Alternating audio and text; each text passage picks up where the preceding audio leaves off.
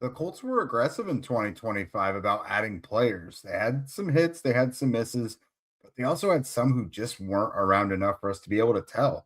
We're going to dive into all of it right now.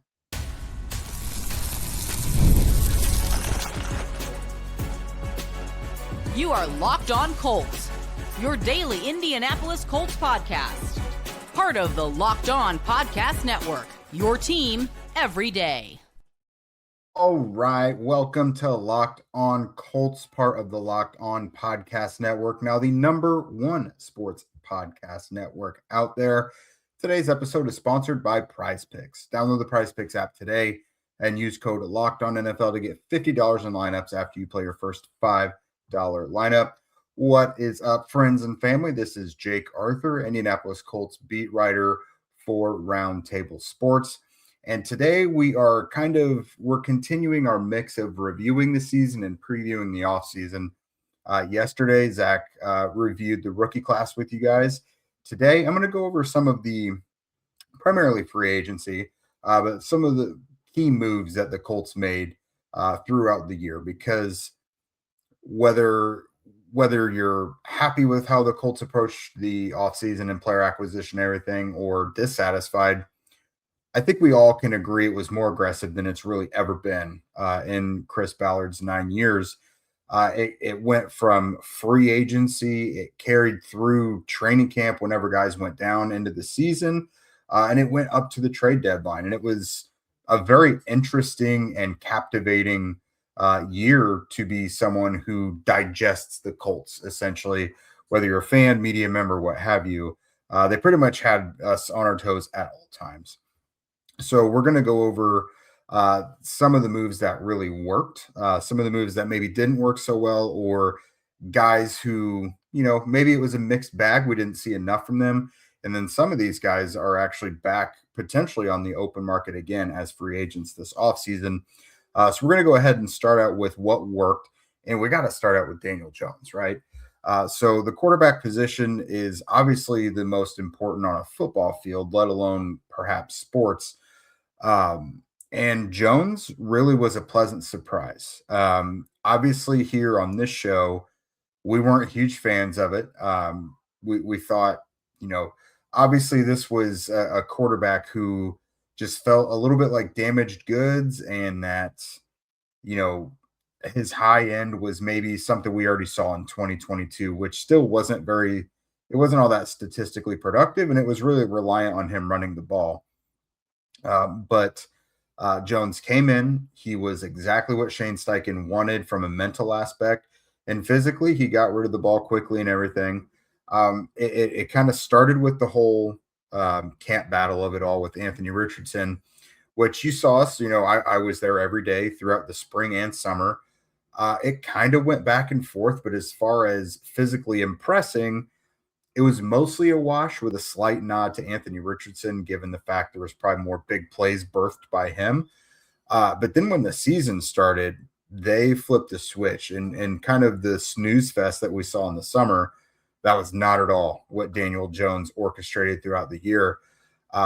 He had his best win percentage in the season, led the Colts to an 8-5 record before an Achilles tear ended his season. And he was either already met career bests in pretty much every statistical category as far as passing goes, or was on pace to do it. So we saw a clear positive marriage between Daniel Jones and Shane Steichen that not only led to success for Jones, but for the Colts offense in general. The Colts were a buzzsaw in the first half of the season against crappy teams, middling teams, good teams. They put up nearly 500 yards of offense against the Denver Broncos defense that is really, really good. They were productive against the Rams. They just had some really, really positive moments. And then whether you want to pin it on Daniel Jones getting injured with his fibula and then the wheels kind of falling off the thing, or what have you, just something organizationally, it all kind of fell apart around the midway point. Their last win was against the Falcons right before the bye. And then, of course, they go from 8-2 to a 7-game skid, falling to 8-9 on the season and missing the playoffs. So Largely, we're going to say Daniel Jones, that absolutely worked out. I don't think that looks the same if it's Anthony Richardson. But with Jones, certainly he showed enough to where it feels like a foregone conclusion that he is your quarterback again in 2026, even despite the Achilles injury, which the Colts don't seem to be really concerned about. One of their other big ones was safety Cam Bynum. Signed him to a big, healthy contract. He had a career high in interceptions with 4, as well as tackles for loss with 3. Now, Lou Anarumo, before free agency started, he didn't speak a lot, but he did say that, they want someone from that safety position who can be kind of a captain of the field, can take the ball away, is rangy and smart. And I think he pretty much found his Jesse Bates that he had in Cincinnati. Bynum is a really smart, instinctive player, a great leader. He's obviously known for being real jovial and has all the celebrations and everything. But throughout the week, he is very much a vocal leader, and he also leads by example as well. He is a sponge who always wants to go over the game plan and know everything from Lou Anarumo. So I think that one was a home run. The Colts really haven't had that productivity from a deep safety in quite some time. Jermaine Pratt was one that we all telestrated back in January, February when it was revealed that he wanted out from the Bengals. All offseason, nothing happens, even though the Colts needed something to happen at linebacker. He gets released after the draft when the Bengals replace him. He signs with the Raiders. It does not work out with the Raiders. And then ultimately, he finally finds his way to the Colts, plays the final 12 games of the season with the Colts. And for my money, was their best linebacker. Very productive, very instinctive, probably better tackler than Zaire Franklin showed to be. He had 3 takeaways from the linebacker position, a couple of fumble recoveries, and an interception. I think he was, if I'm not mistaken, the only linebacker to register a takeaway, which is pretty impressive considering, they had linebackers all over the field all the time. It was primarily Pratt and Zaire Franklin, but that's an area Franklin really excelled in the year before. But Pratt is a guy who's now going to be hitting free agency again, but he's 29, and this team wants to get younger and faster, so we'll certainly see how that goes. Mekhi Blackman, I'm going to put that one as a win as well. The Colts giving up a 6th-round pick to the Vikings in exchange for him. Now, Blackman wasn't a star, but he had a torn ACL for the Vikings last year, so this was his first year coming back from that. Is already kind of an undersized player and was really forced into action after Justin Wally goes down. Charvarius Ward misses a bunch of time. The Colts were just riddled with injuries at the cornerback position, obviously. And Blackman was a guy who they needed desperately to step up. And I never really felt like he was a big problem. There were 2 weeks in a row where he fell down in coverage and gave up huge plays. That was ridiculous. But as far as, man on man being in coverage, I felt like he was pretty good. If you take away those 2 big gaffes, then his season was pretty good, if you ask me. Now, going into next year, if he's like your 4th or 5th corner, you're in an excellent position rather than him essentially being like your 2nd or 3rd corner all season long. Next guy on my list, Neville Gallimore. Now, this guy is a veteran. I believe this was his 3rd contract that he's had in the NFL, but he had career highs and everything. Played all 17 games. I think 4 sacks, and he had more TFLs and tackles than he's ever had in his career. This is a guy, again, free agent. I would absolutely bring him back. This next guy, very pleasant surprise, running back Amir Abdullah. This was his 11th year in the league. He's bounced around pretty much everywhere, primarily running back that catches the ball, but he's also been a return specialist. This really, you could say, was his best year returning kickoffs in his 11 years for the Colts. His average of 29.6, not quite his best, but the only other season where he had his best, he had way fewer returns. So Abdullah was a huge spark for the Colts. And I feel like other than a fumble he had late in the season that kind of put him in the doghouse, he was able to spark so many big kickoff returns that gave the Colts momentum and allowed them to score points when their offense desperately needed to do so. So Abdullah was a huge addition, I think, between him and Ashton Dulin. I think the Colts kickoff return game was outstanding. This next pair, kickers Spencer Schrader and Blake Grupe. So Schrader, through the first 4 games, won AFC Special Teams Player of the Month for the first month of the season. Basically shredded his knee after week 5. Just a terrible situation for him against the Raiders. They go to block, I think it was an extra point, and collapse into his knee. His season's over. They get Michael Badgley, who we'll talk about in a little bit. Not great, but then ultimately they land on Blake Grupe to kind of save the way and finish off the season. Now, between Schrader and Grupe, these guys went 24 of 25 on field goals.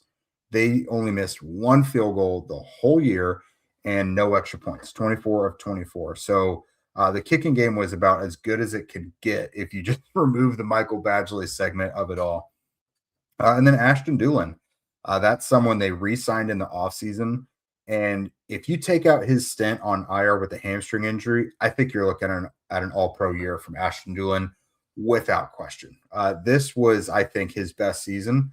As a special teamer, outstanding. A gunner on the punt team, was always right there. One of the first ones, if not the first one, to the punt returner all the time. You saw him there on kickoff coverage as a kickoff returner. Awesome player. Sparked so many. This was his most productive year as a kick returner. It's the highest volume of returns he's ever had in a season. Offensively, he was used in a lot of gadgety ways, and it was really productive. He had a lot of productive runs and like jet sweeps and things like that. So this was a big one from Dulin. He's kind of a lifetime contract kind of guy for me. You just keep re-upping him for 1 or 2 years at a time until one of the sides says no more. But Dulin is the consummate Colt, and I think someone who he's not necessarily like a household name or a star, but you gotta have a roster chock full of a bunch of Ashton Dulins if you're gonna be successful. All right, guys. So that is a big group of 2025 season moves that I felt was successful. Those ones went well. Now we're going to kind of flip the coin over a little bit in our next segment and talk about guys where the Colts absolutely whiffed on these moves, or we just didn't see enough from these players to be able to even gauge whether they were successful or not. New year, new systems. This is the time when a lot of us look at the messier parts of how we run our business and think there's got to be a better way. And there is. Streamlining your communications is one of the quickest upgrades that you can make. That's why today's episode is brought to you by Quo, spelled Quo, the smarter way to run your business communications. Because when your team is reachable, organized, and communicating in just one place, you're not just working cleaner, you're creating more opportunities to connect with customers. Your whole team can call and text from one shared business number, so nothing gets missed. You don't have to, put things a million different ways. It all is condensed into one place. Everyone sees the full conversation thread, which makes replies faster, more personal. It works right from your phone or computer, and you can even keep your existing number. And Quo's smart AI tools automatically log calls, summarize conversations, and highlight next steps so that details never slip through the cracks. It's no surprise that Quo is the #1 rated business phone system on G2, trusted by more than 90,000 businesses, from solo operators to growing teams. Make this year where no opportunity and no customer slips away. Try Quo for free, plus get 20% off of your first 6 months when you go to quo.com/lockedonnfl. That's QUO.com/lockedonnfl. Quo, no missed calls, no missed customers. All right, hey guys, the draft positions are locked in for non-playoff teams at least. Go ahead and enjoy that 16th overall pick, Jets fans. It's so many teams are looking for their franchise quarterback still. Maybe this isn't the greatest year. Have you ever wished to become a pro QB, maybe getting drafted first overall by the Colts? Well, maybe that can't happen for you actually, but virtually it can. There's a mobile game just for you called Ultimate QB, Football Legend. In this game, you step into the cleats of a #1 draft pick quarterback, and it's your job to lead the team to greatness to help turn a failing franchise into a dynasty. This is the #1 quarterback career mode game on the mobile app stores, and it introduces the most realistic environment with full career control. Sign contracts, train and upgrade yourself, build chemistry and evolve your teammates, give input to your GM on roster moves, play the actual games in 2D, and rise through the ranks to become a pro football legend. You'll deal with the ups and downs of a QB career, from rookie nerves to playoff drama, and every choice shapes your journey. Ultimate QB is totally free to play. It's got no ads, and it works 100% offline. It's perfect for when you want to travel, when you want to sneak in a quick game or two on the go. Just head over to ultimate-qb.com. That's ultimate-qb.com, or search for Ultimate QB in your app store. And we've got something special just for you guys. Use the promo code LOCKEDON in all caps in the game store to get a free boost at the start of your career. Ultimate QB Football Legend QB1. It's your legacy. All right, welcome back, everybody. Thank you for making Locked On Colts your first listen of the day, and thank you for making Locked On the #1 sports podcast network in existence. If you guys haven't already, please go check out our new Everydayer clubs. You can catch our audio ad-free and get an invite to the members-only Locked On Everyday Club Discord server, which includes a group chat just for listeners of our shows. Go to lockedoncolts.supercast.com to join or even gift a subscription. I've been enjoying talking to people on there. Bounce ideas off you guys as well, topics you want to hear on the show. Once the show ends, it all keeps rolling back over in the Everydayer Club on the Discord server. So don't miss any of the conversation. If you're the FOMO type, then absolutely don't miss out. Go check out the link, which is in our show notes right after this. All right, guys, so let's talk about some of the moves that maybe whiffed or we didn't really see enough to make a good judgment on them. So we started at quarterback at the top with Daniel Jones. Now let's move to Phillip Rivers. So this one I feel like is going to be kind of enigmatic for some people. So as a starting quarterback, he goes 0 for 3 after being pulled off the coaching sidelines of high school football. Hasn't played in the NFL since 2020 when he was the last quarterback to lead the Colts to the playoffs. But despite going 0-3 in the final 4 games, I felt like he gave the Colts a fighting chance. So Seattle, they clearly had to come up with a kind of a half-court game plan. You know what I mean? Lots of shorter stuff, tried to establish the run. And they really had Seattle where they wanted them. They had control of the game in the final minute, and the defense just did not finish the game. Seattle marches right down and gets the game-winning field goal. So right out of the gate, they almost started 1-0 with Phillip Rivers in a tough matchup on the road in Seattle against a team like the Seahawks that could get to the Super Bowl this year. There's no reason why they couldn't. And then, of course, the 49ers game, we saw them open things up a lot. He started to push the ball downfield a lot, and he definitely looked the best that he had in this stretch. And then there, of course, I think it was it Houston or Jacksonville was his third and final game. That one wasn't great. He himself admitted that was just his worst performance. But overall, I thought his 3-game stretch was overall positive. But with that being said, we just didn't see enough of that to whether it was a successful stint or not. Now, they signed him exclusively to get them to the playoffs. They had 4 games left, and they needed to try and win out to get in. He was 0-3, so from that perspective, it failed.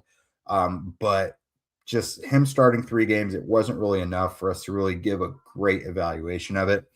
Now, that was one swing for the fences moment the Colts had this year.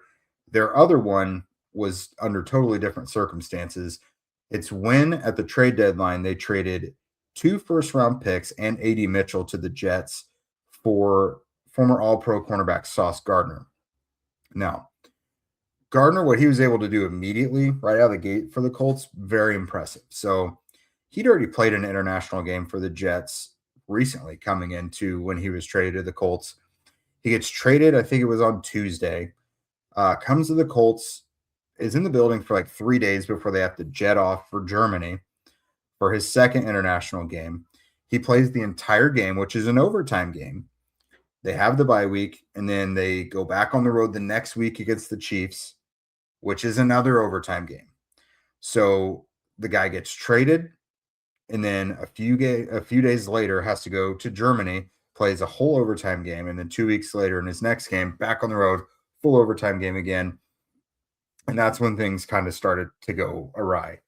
He suffers a calf injury, which initially I think we all feared it was an Achilles. It was non-contact, came up lame with his lower, I think, left leg. And of course, we're like, yeah, it has to be the Achilles. Why would it not be? But luckily, they dodged a bullet, and it was a calf strain. He was able to come back for I think 2 games, 1 game to end the season, and he didn't make it through the whole game. So ultimately, he played 2 full games for the Colts out of 8. I think he was officially credited with 4 games with the Colts, but those were injury abridged games. So the Colts made this move because they had their sights set on a deep playoff run in the Super Bowl, either this year or next year. And so they went for it. They swung for the fences. You get an elite corner to pair with Charvarius Ward, who is eventually going to come back from his concussions. And then, you're gravy from there. The next guy we're going to mention is Charvarius Ward Sr. Now, he was able to appear in just 7 of 17 games because he was on injured reserve twice with concussions. So obviously not what the Colts were shooting for when they signed him. On paper, you got Sauce Gardner, you got Mooney Ward. It's supposed to be excellent. No one's going to be able to complete a pass against you. But they got just essentially 9 games out of the 2 guys combined. So that is just not how you want it, obviously. From an injury perspective, of course, it failed. From Ward's perspective, he might retire. It feels like he's got a foot out the door from what he's saying. He's seriously considering retirement. He'll let the Colts know as soon as possible what his intentions are. But on the field, when the Colts did have them, if you're looking at Pro Football Focus's grades, they had Sauce and Mooney as the team's top 2 graded defensive backs overall. They both allowed less than 60% completions when targeted, and they both had a passer rating allowed of below 90 when targeted. So they were pretty successful when they were actually on the field. But the fact they were injured a bunch kind of took away from that whole thing. One corner that was not successful was Xavien Howard. Now, that is when the Colts suffered a bunch of injuries in the cornerback room, and they had to be thrown a lifeline. Xavien Howard briefly worked with Lou Anarumo for a couple years in Miami years ago, and it was a failed experiment. He was targeted 22 times. I think it was through the first 4 weeks. Gave up a passer rating of 139.2. He was a disaster. I think with AD Mitchell stuff against the Rams combined with the Xavien Howard stuff against the Rams, those are the 2 biggest factors that led to that loss. Some other quick ones here. Joe Bocci, the linebacker. So the Colts clearly had very little at linebacker, and they tried to patchwork it and give Lou Anarumo some help. They gave him Joe Bocci, who he had been working with in Cincinnati. Bocci was great in the summer, but then when it got to the season, not so much. Had missed a bunch of tackles. In his final game, he had 2 costly penalties. One that wiped out, I think, an Ashton Dulin kickoff return touchdown, and then another one that was tripping against Ashton Genty. It was just an ugly game. That was his final game with the Colts. Khalil Herbert and Corey Ballantyne, that's a couple guys the Colts signed in free agency, didn't make it to the regular season. So they did not even really make the roster. And then Michael Badgley that we mentioned earlier, 3 missed extra points in 7 games. The Colts had almost spotless kicking throughout the year from Spencer Schrader and Blake Grupe, but they had that big Michael Badgley black mark in the middle of the season that really affected things. And his final game with them, you could say, contributed to them losing one of those games. It was that weird one where the extra point, the Texans, did they make it? Did they not? And then, of course, Badgley's doink, of course, did not make it. So Badgley then would go on, I think, with the Bills, miss more extra points, get cut again. So, yeah, not a great season for Badgley with his time with the Colts or anyone else for that matter. All right, guys, so some of these free agents that we have discussed today are going to be hitting the free agent market potentially again. So we need to discuss whether or not the Colts need to bring some of these guys back. As the new year gets going, a lot of people are trying to simplify their routines. I am the father of a newborn, so I'm totally on board with this. Dinner is a big one of those things. It's not just so easy as to say, we need to have this, let's go to the store, do this. If you can have home delivery, that is just incredibly invaluable. Between busy work days, cold winter nights, and the packed schedules, having an easy, reliable dinner plan makes a huge difference. And that's where Home Chef comes in. Home Chef takes the stress out of cooking by delivering fresh, pre-portioned ingredients right to your door with easy to follow recipes that actually taste great. They're rated #1 by users of other meal kits for quality, convenience, value, taste, and recipe ease. And it's easy to see why. Meals come ready to fit your schedule, 30-minute recipes, oven-ready trays, or quick lunches. Over 30 weekly options, including family-sized meals and different dietary choices. For a limited time, Home Chef is offering our listeners 50% off of their first box, free shipping, and free dessert for life. Just go to homechef.com/lockedon. That's homechef.com/lockedon for 50% off of your first box, free shipping, and free dessert for life. Must be an active subscriber to receive free dessert. If you have ever hired someone who looked good on paper but wasn't the right fit, you know how important getting that right fit is. When you want candidates who truly match what you're looking for, trust Indeed sponsored jobs. Hiring? Indeed's all you need. Stop struggling to get your job post seen on other job sites. Indeed sponsored jobs put your post at the top of the page and helps you reach the right candidates faster. If we needed to hire someone for this show, for example, we'd go straight to Indeed and we would be very specific about what we need. Real experience, not just resume buzzwords. Instead of struggling to get your job post seen, Indeed sponsored jobs helps your listing stand out and reach quality candidates faster. Sponsored jobs boost your posts to the people who are the best match for your role, and that makes a real difference. According to Indeed data, sponsored job posted directly on Indeed are 90% more likely to report a hire than non-sponsored jobs. So spend more time interviewing candidates who check all your boxes with less stress, less time, and more results using Indeed sponsored jobs. Listeners of this show get a $75 sponsored job credit to help give your job the premium placement that it deserves at Indeed.com/LockedOnNFL. Just go to Indeed.com/LockedOnNFL right now and support the show by saying you heard about Indeed on this podcast. Terms and conditions apply. Hiring? Do it the right way with Indeed. All right, welcome back, everydayers. So we are going over some of the most significant moves that the Colts made throughout the offseason, going into the season. Very active for them, very aggressive at all points of the calendar year, essentially. So we went over, the good, we went over the bad, and kind of the undecided, some guys that didn't really appear long enough. And now some of these guys are up for grabs again, potentially. So Daniel Jones, he signed a one-year deal with the Colts in the offseason to come in and battle Anthony Richardson, see how it goes, yada, yada. He wins, gets the Colts to essentially a historic start to their year, and then a fibula injury and Achilles injury crushes everything, ends his season. So everything coming out of Coltsville essentially has them very confident he's their quarterback in 2026. There's mutual interest there. Daniel Jones wants to be back working with Shane Steichen. The Colts want Jones back to continue building on what they had going last year. And as long as nothing weird comes up where like an outside team blows Jones' representation away with an offer, I think Jones will be back here. I think he knows it's probably what's best for him. This was the best he's ever looked in his career. And for the Colts, they should be desperate as well, because the options out there at quarterback outside of Jones, if he wasn't an option, not great. So the Colts are probably going to do whatever it takes to make that one work. Next up, Jermaine Pratt. So this is kind of a thanks for all you've done, but we're probably ready to move on type of situation. So Pratt, at 29 years old, speed athleticism has never been his thing, but he is smart. He's a tough tackler. He's had periods throughout his career where he's not so much of a sure tackler.